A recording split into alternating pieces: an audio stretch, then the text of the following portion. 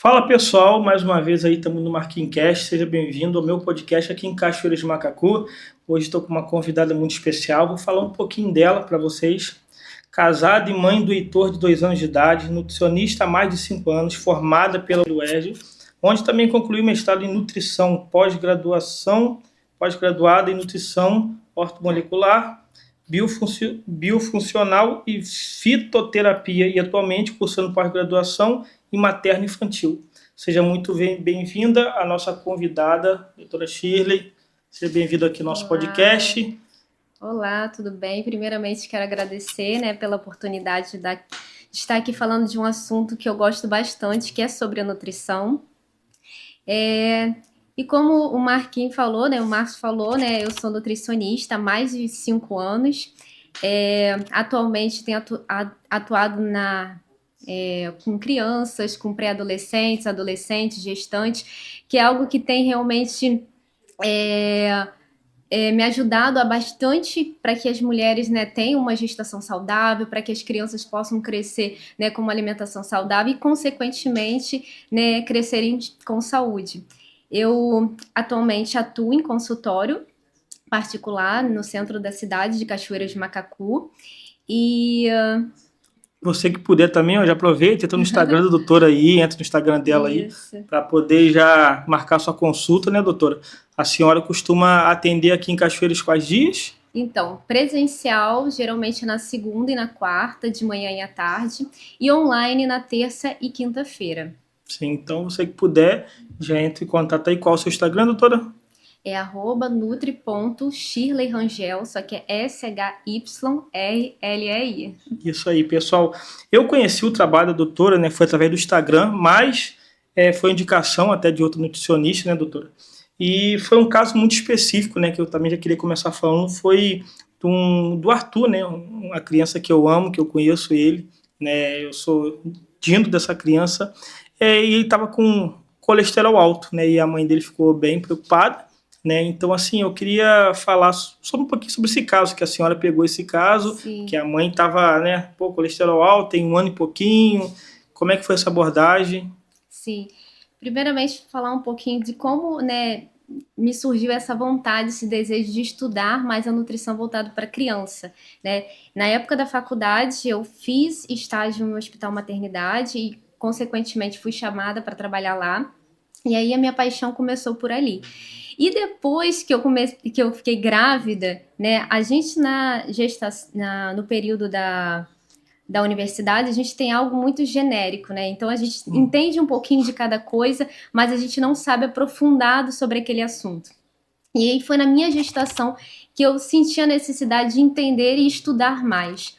Porque a gente sabe que a nutrição para uma criança, para uma mulher gestante, faz toda a diferença na saúde da criança, que na saúde da mãe. Que muitas vezes não é informado para elas. Que muitas das vezes não é informado.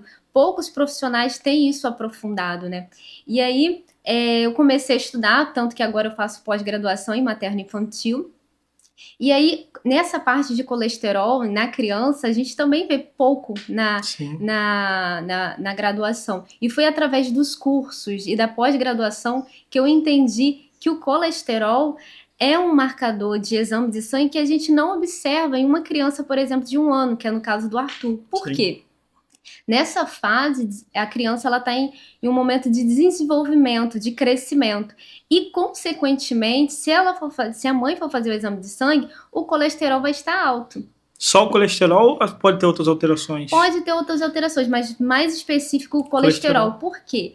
Os hormônios que promovem o crescimento da criança necessitam de colesterol. Sim. O colesterol ele é um substrato aí para essa formação. Então, vai estar alto aí, desespera a mãe e o pai que vê alto. Meu Deus!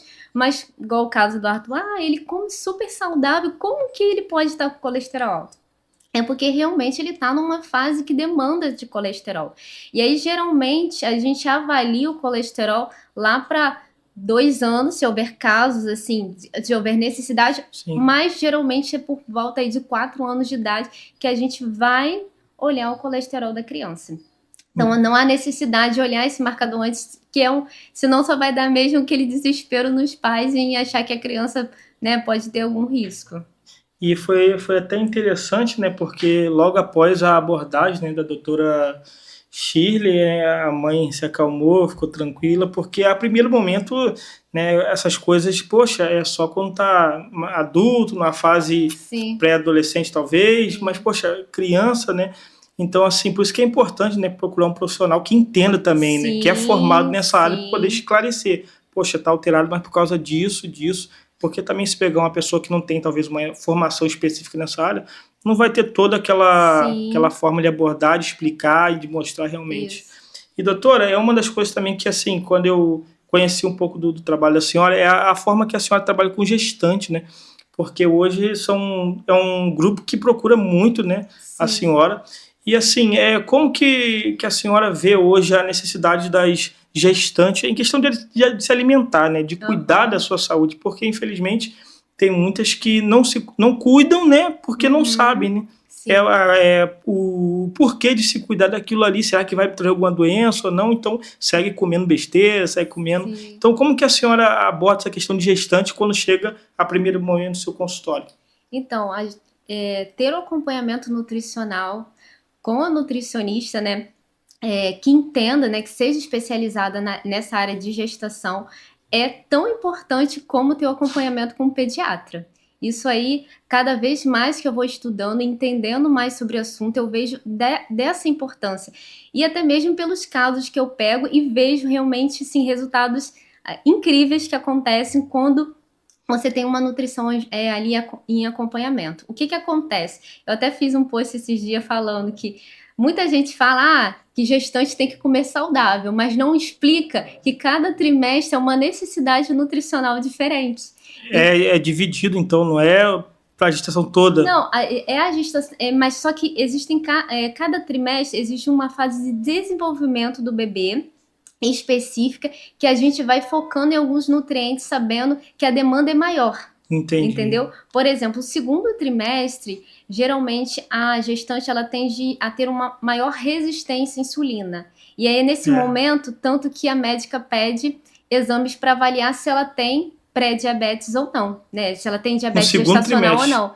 Isso, segundo trimestre. E aí é nesse momento, segundo trimestre, por exemplo, que eu faço uma estratégia nutricional voltada para isso. Ou seja, Para evitar, é né? uma alimentação com uma carga glicêmica mais baixa, Uhum. para evitar que ela tenha uma diabetes gestacional. Ainda mais se ela já tem um histórico, né, de alimentação. Então, por exemplo, são nutrientes que ajudam a modular uma insulina. Insulina é um hormônio que capta a glicose para dentro das células. E quando ele está aumentado, pode aí trazer algumas consequências, como também uma diabetes. Então, por exemplo, o cromo é um nutriente que eu coloco na suplementação das minhas gestantes, o magnésio é importante. Então, isso tudo você vai visando naquele momento da gestação e quais são os nutrientes que podem estar ajudando para ela ter uma gestação saudável. Então, é todo um preparo. Se a senhora pegar uma pessoa, né, que está ali já, vamos dizer, com uma pré-diabetes, né, uma gestante, Uhum, a senhora começa tratando de que forma, já a primeiro momento, uhum. para evitar realmente a pegar uma diabetes, aumentar o tipo dela. Então, vou até teve um caso agora recente também de uma paciente online, gestante também, que já chegou comigo com uma glicemia aumentada. O que que acontece? A gente avalia a glicemia antes da gestação, durante a gestação, e aí a gente dá, na verdade, quem dá o diagnóstico é o médico, Sim. né? E aí a gente dá de acordo com o nível de glicemia, de hemoglobina glicada. Então, essa paciente já chegou comigo com uma glicemia de 94, se eu não me engano. 94 já é considerada aí uma diabetes gestacional. E aí o que que eu fiz? Como já chegou no primeiro trimestre, eu já começo aí com uma dieta de baixa carga glicêmica. E o que que é isso? Dieta de baixa carga glicêmica. São alimentos que não tem um pico glicêmico muito rápido, para promovendo aí um aumento dessa glicose, né, na corrente E quais sanguínea. alimentos que podem elevar um pico mais rápido, assim, para a gestante? Principalmente, né, os industrializados com açúcares, esses são, né, os campeões, mas quando você... Mas uma coisa que eu faço, né, até, será que eu posso comer arroz? Será que eu posso, né, comer Sim. macarrão? Você pode comer sim, apesar deles serem fontes de carboidrato, quando associado a uma boa fonte de proteína, alimentos ricos em fibras, você cai essa carga glicêmica. Sim, sim. E aí não tem esse pico. Então, assim... Ele ajuda, equilibra, né? Equilibra. E aí, eu sempre falo, você não vai deixar de comer arroz, até porque fruta, não vou poder comer fruta, então já que eu tô diabética, não, você vai poder comer fruta, mas vamos, por exemplo, come uma fruta com uma sementinha ou com uma castanha triturada, você botou uma gordura ali boa, que vai trazer a redução dessa carga glicêmica. Bota uma semente de chia, come um iogurte com uma fruta, com uma sementezinha de chia, então a gente vai trazendo esse equilíbrio e ela teve resultado positivo? Teve, assim... assim que a gente foi fazendo esse acompanhamento, a glicemia dela ficou como se ela não tivesse diabetes. Teve um parto normal, super tranquilo, o bebê dela nasceu saudável, então assim, foi incrível. Inclusive, uma das coisas que eu faço é a suplementação, como eu falei, o cromo. Sim. Existem probióticos que a gente passa que ajudam ainda nesse controle glicêmico também. Probióticos são aquelas bactérias que a gente... lactobacilos, que a gente toma, que ajudam não somente na desregulação, na regulação intestinal, mas também no controle também glicêmico. E para a pessoa também que, além do diabetes, né, uma gestante que ela pode chegar lá no seu consultório, né, com quadro de pressão arterial, né, pressão alta, que normalmente, ou eu vejo, né, digo por experiência de várias amigas minhas, ou tá baixa demais, né, ou começa a baixar muito, ou às vezes aumentar muito. E por que acontece isso? Quando a pessoa já é hipertensa, né, aí a gente vai condutas de acordo com o quadro de cada pessoa. A tendência é que na gestação a pressão caia. A pressão fique mais baixa do que é o seu normal. Por isso que dá muito sono? Normalmente a gestante já com muito sono. Geralmente tende a cair, né? Se você, por exemplo, a minha pressão é baixinha, 10/9, assim, e aí manteve isso na gestação, e às vezes ia 9/6, sabe? Porque é bem baixinha, mas a tendência é realmente reduzir. E aí, quando a pessoa já chega, tem casos também, né? Tem uma paciente minha que eu tô acompanhando, que ela é hipertensa, e a pressão dela é sempre bem alta, né? Tanto que ela chegou comigo com uma pressão de 22/16. Caramba! Isso aí pode trazer riscos para o bebê. Um risco muito grande. E aí, quando ela chegou para mim, olha, o meu médico pediu para procurar uma nutricionista, porque realmente minha pressão está muito alta e existe esse risco. E existe, né, quando a gente se atualiza, busca estudar mais sobre, existe também condutas para isso, né? Então, conduta nutricional, eu passei alimentos que tendem a promover uma vasodilatação nas artérias ali, promovendo assim... A senhora pode citar algum desses alimentos? Então, eu gosto de passar para ela, eu passei tipo um suco verde, né? Que tem, detox que eles falam? Tipo isso? Tipo um suco, mas aí que tem alguns nutrientes que promovem essa vasodilatação. Por exemplo, a couve, que é rica em magnésio, né? E o magnésio é muito bom para controle de pressão arterial. Inclusive, no suplemento que eu passo para gestante que é hipertensa, tem uma dosagem muito boa de magnésio para esse controle da pressão. Aí eu passo melancia. A melancia é aquela partezinha branca da melancia, que tem ali componentes... Não é muito saborosa não, né? Mas é só um pouquinho, porque ele também ajuda nesse controle da pressão arterial. Além de colocar um pouquinho de semente ali de chia, que ajuda também na carga glicêmica desse alimento. A beterraba, que é um importante vasodilatador também. E aí fazer esse suquinho. Ela até costuma fazer, ela falou que gostou, né? Gostou. Às vezes coloca também o suco de laranja, que a laranja também é rico em ácido fólico, é importante nesse momento da gestação, e aí ajuda bastante também nesse controle. Mas claro que é toda uma associação. Por exemplo, eu aumento o consumo de proteína, que ajuda também no controle da pressão arterial. E hoje, né, eu tenho assim, eu até me emociono e fico feliz em saber, né, ela falou para mim, Shirley, minha pressão tá dando 12/9. E para uma pessoa que já é hipertensa, que chegou com 22/16... É muito difícil chegar. Se não for todo um profissional por trás, e a dedicação da pessoa. Foi muito difícil. Tanto que ela já está acho que uns 3 meses comigo, então ela foi abaixando para 14, né? 14/9. Eu falei, não, vamos continuar, tendo esse acompanhamento que a gente vai conseguir ter um bom resultado. E aí eu fico muito feliz. Doutora, uma das coisas também que assim eu tenho muita dúvida, né, em relação à questão do pós-parto, né? Uhum. A gestante vai, tem o seu filho, começa ali a amamentar, e assim, como que a senhora começa a orientar, né, uma mãe ali que está com o seu filho recém-nascido, porque a criança agora está amamentando e tudo, e como que a senhora costuma orientar essa questão? Sim, geralmente já é uma gestante minha que teve, né, o bebezinho, e aí o contato é online, né, porque a gente sabe que é um momento muito difícil de ir até o consultório, e aí a gente vai dando a orientação conforme a necessidade mesmo da mãe. Uma das coisas que elas muito ficam preocupadas é a questão da cólica, né? Ah, meu bebê tá com cólica, como que eu devo fazer?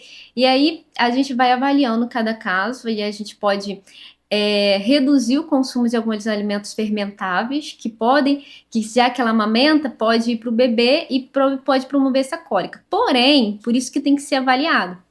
Pode ser uma consequência também da imaturidade do trato gastrointestinal desse bebê.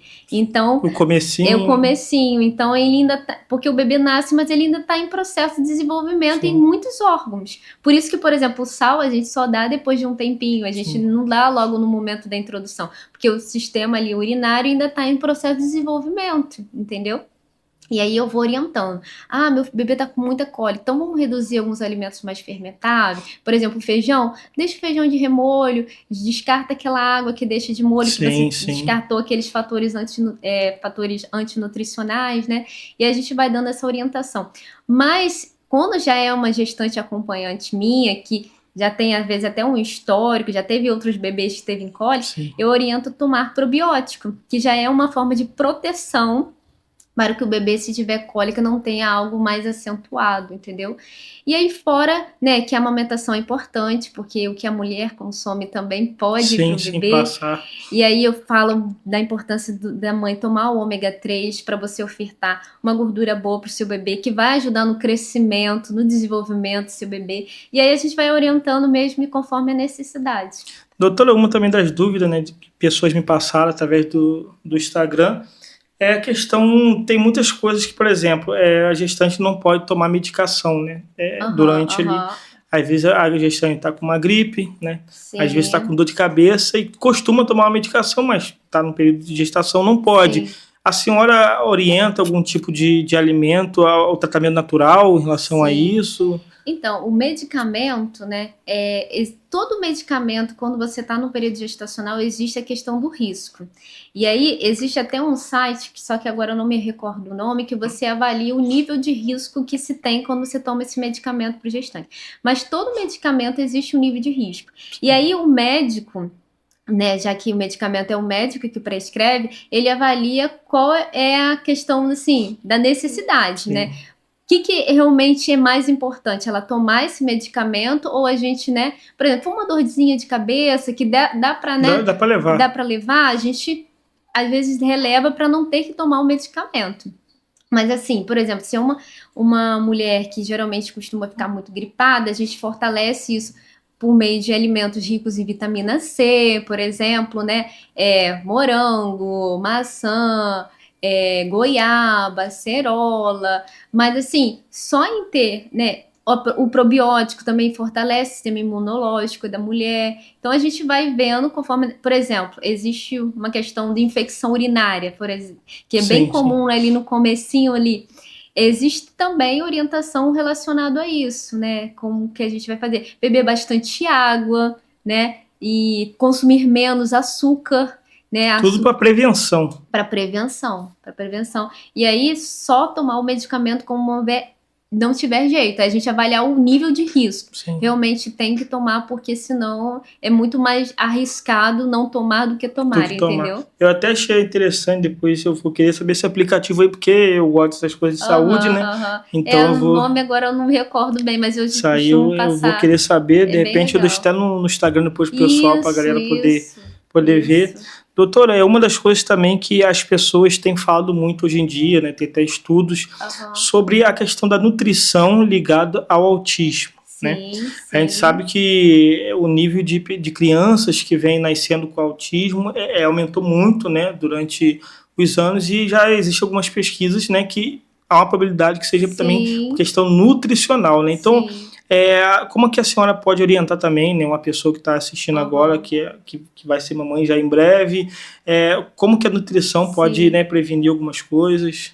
Então, existem sim estudos associados à nutrição com o autismo como uma forma de prevenção, né? Porque tem a questão da probabilidade também, né? Sim, Qual o nível de probabilidade? A vitamina D é muito citada como uma forma preventiva, principalmente no período de gestação. Então, se uma mulher. Por isso que a gente também tem que ir tratando antes mesmo da gestação. A gente, para que essa mulher não tenha uma deficiência de vitamina D e já entre na né, gestação como saudável. de uma forma mais saudável.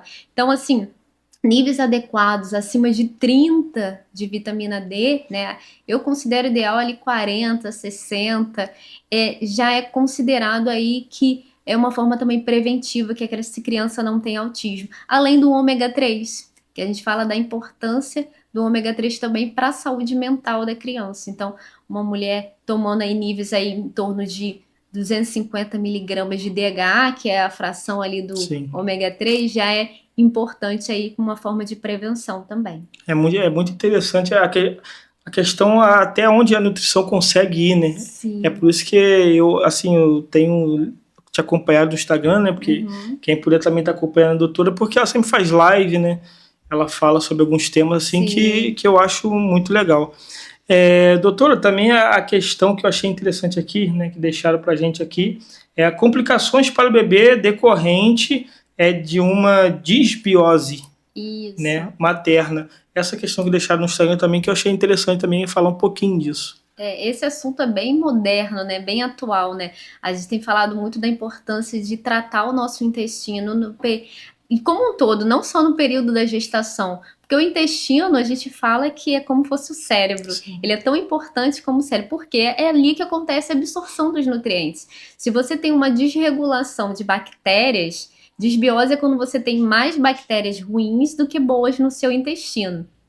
Você favorece aí uma não boa absorção dos nutrientes, uma entrada de toxinas no seu corpo. Então, você favorecer ali uma boa microbiota intestinal, que a gente fala, né? Uma boa formação de micro-organismos nesse intestino, vai favorecer sim uma boa gestação, porque você vai ter uma boa absorção dos nutrientes que você está consumindo e, consequentemente, vai entregar tudo aquilo que o bebê precisa para ter um bom desenvolvimento. Sim. Doutora, em relação ao bebê, né, o bebezinho, os primeiros meses, né, a gente sabe que tem amamentação, tudo, mas quando ele começa já a ficar 1 ano e meio, 2 anos, muitas mães ainda assim, ainda mais mãe de primeira viagem, né, que é o termo que usam, tem às vezes uma certa dificuldade, né, de alimentar as crianças quando começa a famosa papinha. Assim, como que a senhora também orienta, né, essas crianças, como que funciona um pouquinho da alimentação delas, quais alimentos a senhora costuma passar para essas crianças para poder ter, né, ter um bom desenvolvimento? É um momento, acho que os momentos que a mãe fica mais insegura, né? Ai, meu Deus, o que eu posso ofertar para o meu bebê? Será que ele vai engasgar, né? É um momento realmente de importância de orientação, né? O que você vai ofertar, como vai ofertar. E aí, como que eu faço, né? Primeiro que a gente tem que avaliar desde o iniciozinho como que foi a gestação da mãe para ver a necessidade do bebê, porque, por exemplo, se a mãe não foi bem orientada de forma nutricional, pode ser que a demanda de alguns nutrientes seja maior no bebê para compensar o que a mãe não teve, né? E se a criança tem algumas infecções recorrentes, né? E aí a gente vai dessa demanda até mesmo dando esse suporte. E aí como que a gente orienta?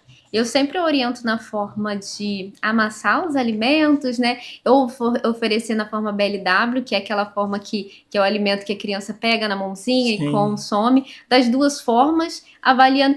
E aí, algo muito interessante que para as mães não ficarem preocupadas, é que elas falam assim, ai meu Deus, meu filho não comeu tudo. Mas realmente é o momento de conhecer o alimento, de experimentar.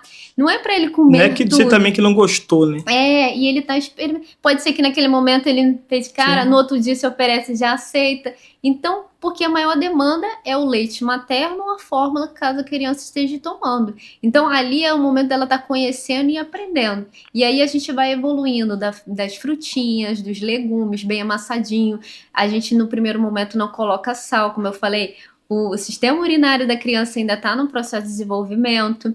E aí, depois, a gente vai evoluindo para os alimentos mais alergênicos, para a criança ter um pouquinho de contato antes de chegar a 1 ano, para que esse contato faça com que a criança não tenha, mas, né, o sistema imunológico vai se habituando àqueles alimentos, e aí a gente vai fazendo essa evolução. E aí é tudo orientado, eu vou falando assim, ó, no primeiro dia se oferece isso, amassadinho dessa forma, no segundo dia se oferece isso, aí agora a gente vai evoluir para esse outro alimento, entendeu? E aí é bom conhecer o histórico, por exemplo, meu esposo tem alergia a esse alimento, por exemplo, a camarão. Então, a gente, quando oferecer, a gente vai ter que ter um cuidado maior, porque a chance da criança também ter alergia a camarão, por exemplo.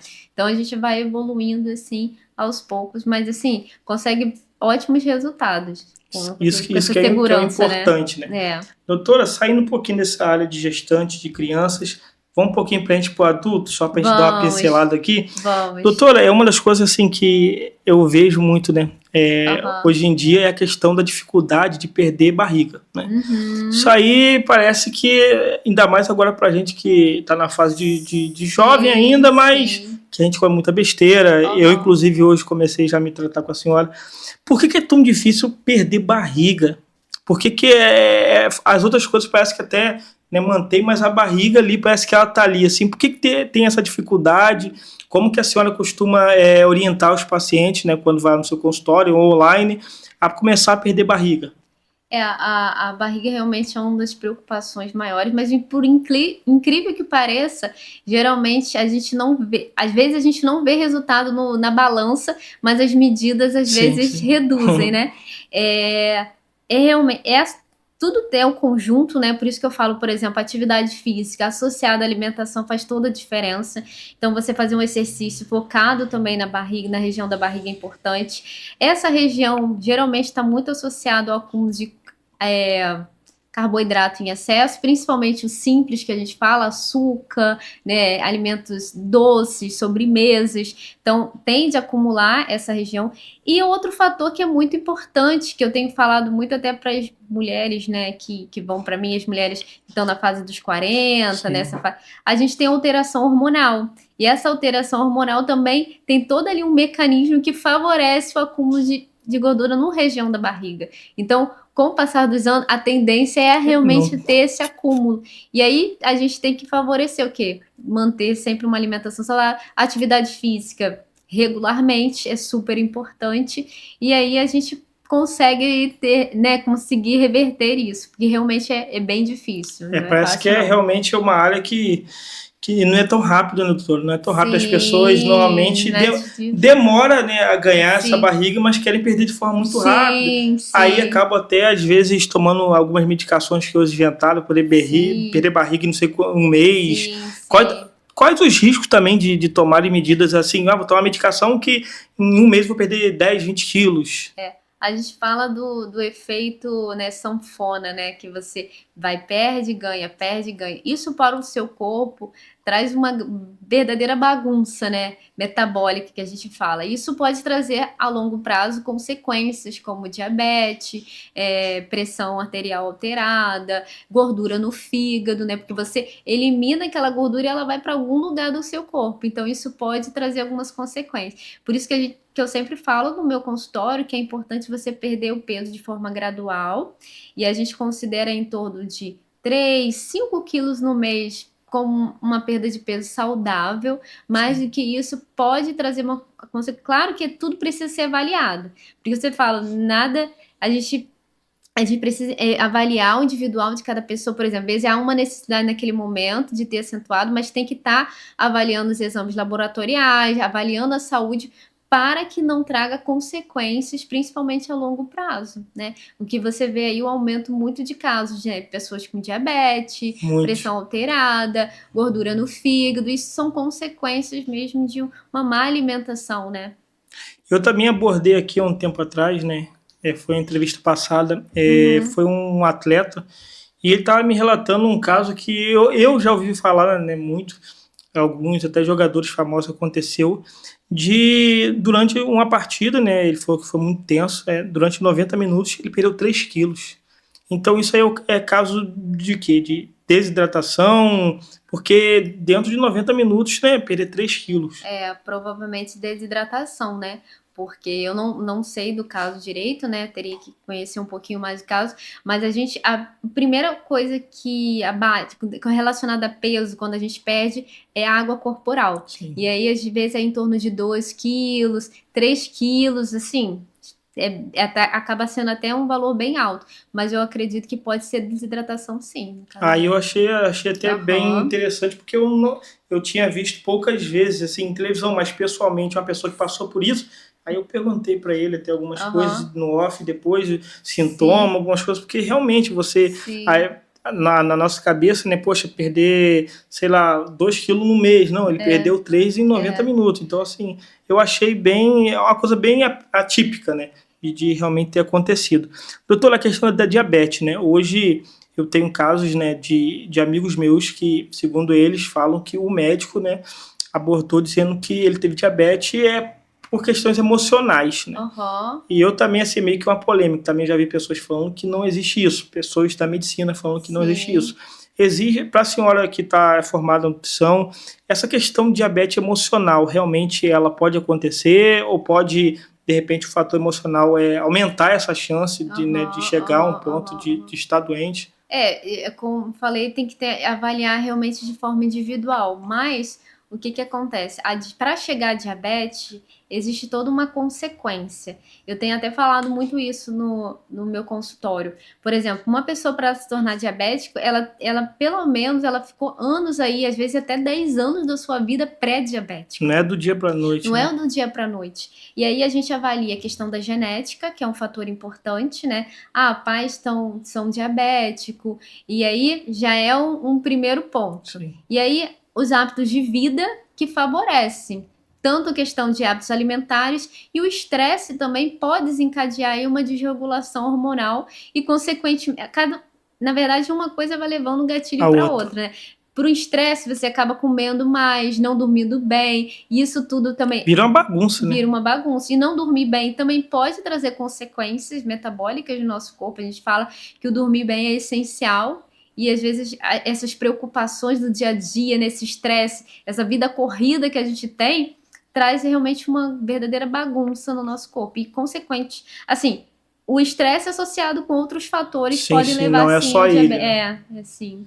Doutora, estamos já chegando ao fim do programa, mas uma coisa que hoje eu vejo muito acontecendo e eu não poderia deixar de falar é sobre a questão das pessoas descontar, né, a questão da ansiedade, porque hoje aumentou muito, né, o quadro de pessoas com ansiedade, depressão, enfim, outros problemas emocionais, e acabo descontando, né, na alimentação. Né? Então, como que a senhora aborda, né, casos assim, de pegar uma pessoa que, eu tenho ansiedade, depressão, e eu desconto em comidas, o que dá para fazer, como que vamos melhorar isso aí? Existe aí uma questão de trabalho multidisciplinar, né? A nutricionista junto com o psicólogo, com o psiquiatra, inclusive eu tenho alguns pacientes que têm essa questão, né, depressão, ansiedade severa, e aí a gente precisa trabalhar junto. Às vezes um caminho de formiguinha, mas aí a gente vai evoluindo com o tempo, né? Evoluindo assim, trabalhando, falando da importância da alimentação, de você ter atitudes e comportamentos que possam melhorar. Por exemplo, uma atitude muito comum que as pessoas têm por exemplo, comer muito rápido, mastigar muito rápido. Sim. Né? E aí a gente até por causa do dia a dia corrido. E esse comer muito rápido traz consequência. Além de você não mastigar bem o alimento, né? Ele vai inteiro e acaba trazendo até a desbiose que a gente comentou, né? E aí, o que eu sempre falo? Vamos fazer uma técnica, né, de mastigar melhor, coloca um lembretezinho onde você está na mesa, faça alguma coisa. E aí, ontem mesmo eu estava atendendo a paciente, ela falou assim, eu como tão rápido, e as minhas amigas ficam tudo na mesa me esperando. Aí eu falei, pra que eu como rápido se eu ainda tenho que ficar esperando ela? Eu falei, mesmo, pensa assim, vou comer rápido pra quê? Então, assim, fazer algumas técnicas, né, de comer mais devagar, Existem alguns nutrientes que ajudam nessa modulação da ansiedade, vitaminas do complexo B, então a gente aumenta por via da alimentação e também por via de suplementação, né? Vitaminas do complexo B são muito importantes para a saúde mental e geralmente uma pessoa muito ansiosa, que tem algum problema de saúde mental, tende a ter vitaminas do complexo B baixas. Sim. E conforme a gente vai melhorando, ela também vai melhorando esses sintomas. Pessoal, você que gosta de nutrição, você que é gestante também, você que acabou de ter o seu filhinho, sua filhinha, acompanha a doutora aí, porque ela tem bastante conteúdo, tá? Tá sempre deixando ali uma live, uma caixinha de pergunta. Você que puder, segue ela aí no Instagram. Depois eu já vou deixar aí, pedir os editores aí, deixar o arroba dela aí, para vocês seguirem, né, e acompanharem ela aí, porque assim é muito importante, né, doutora? A gente falou diversas coisas aqui que realmente pode mudar, né, a sua saúde, a qualidade de vida do seu filho, da sua filha. Com certeza. Então, desde já, doutora, queria agradecer, tá, aqui a sua participação, falando de nutrição, que é um assunto muito importante, né, no século que estamos vivendo. Sim. Muito obrigado por ter vindo. Espero que seja a primeira de outras oportunidades que vão vir, tá? Muito obrigado. Queria que você deixasse também uma palavrinha pro pessoal que está assistindo aí de casa, a gente também, deixar. Mais uma vez, quero te agradecer pela oportunidade de falar de um assunto que eu amo muito, que é a nutrição. E aí, né, dizer para as pessoas da importância da nutrição. Eu sempre falo com meus pacientes que a gente precisa realmente divulgar isso, né? Porque a gente vê muita informação na internet e aí a gente precisa vir com uma voz dizendo, não, a nutrição é importante, uma nutrição de qualidade vai trazer qualidade de vida e bem-estar para você. E aí não é somente pegar na internet uma dieta pronta e fazer, é procurar um profissional sério, que é especialista naquilo que você deseja, que vai trazer toda a informação que você precisa para você ter qualidade de vida. E é muito gratificante ver os resultados que as pessoas podem ter, né, com a nutrição, né, poder, né, ter mais disposição, mais energia, ter mais, assim, qualidade de vida mesmo, né? Então é isso. Procurem um profissional sério, que trabalhe direitinho para te acompanhar, porque com certeza a sua vida vai mudar com a nutrição. Pessoal, mais um capítulo, mais um episódio do Marquinhos Cast. Obrigado para você aí que assistiu. Quero mandar um abraço, um beijo para todos os meus patrocinadores aí, pessoal que tem nos ajudado, tem nos apoiado. Continue porque o trabalho está só começando. Beijo e até a próxima.